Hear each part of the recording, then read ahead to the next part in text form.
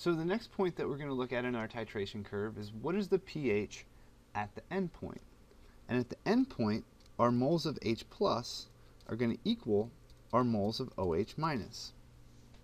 And for this particular case, and whenever we look at the pH of the endpoint, the pH is going to be dictated by the pH of the salt. In a strong acid, strong base titration, everything's going to be neutral, and it's a fairly straightforward calculation.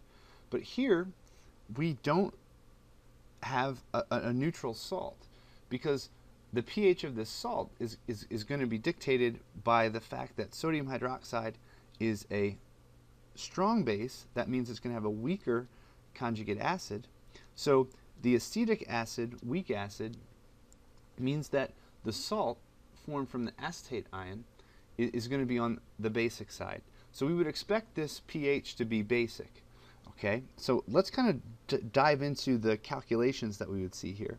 So initially, we have 2.5 millimoles of acetic acid. We need to add an equal amount of base. So we're going to have 2.5 millimoles of this base added. So that means our neutralization reaction is going to be, we're going to be neutralizing 2.5 millimoles of our acid and 2.5 millimoles of our base.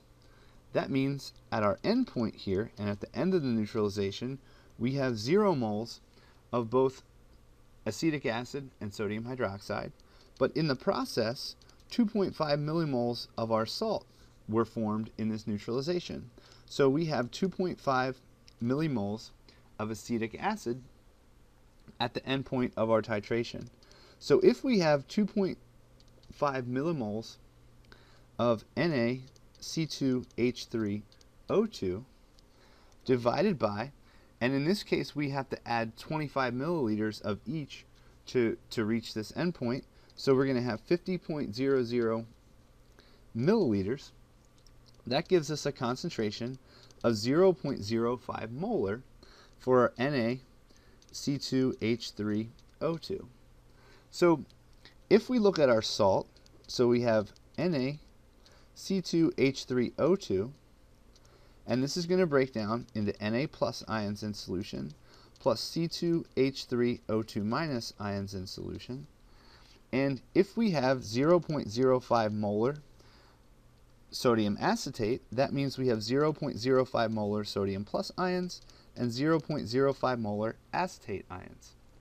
We don't really care about the Na plus because this is going to be neutral, because it's the conjugate acid of NaOH, which is a strong base.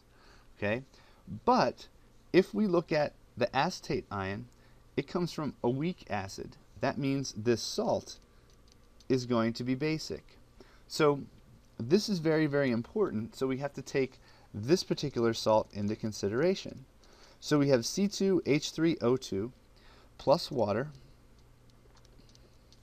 It's going to be in equilibrium with HC2H3O2 aqueous plus OH minus ions.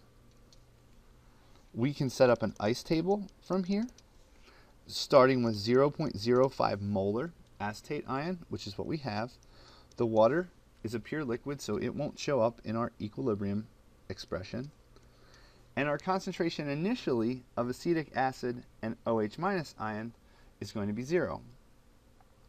As this equilibrium establishes itself, the change in concentration is going to be minus X for the acetate ion, plus X for the acetic acid, and plus X for the OH minus. That gives us 0.05 minus X, X, and X for our equilibrium concentrations. Now here, our Ka for our acetic acid expression is 1.8 times 10 to the minus 5. So remember that the Ka times the Kb is going to equal 1 times 10 to the minus 14. So our Kb expression, when we approximate here, we can say x squared divided by 0.05 minus x is going to equal the Kw divided by the Ka, which is 1 times 10 to the minus 14 divided by 1.8 times 10 to the minus 5.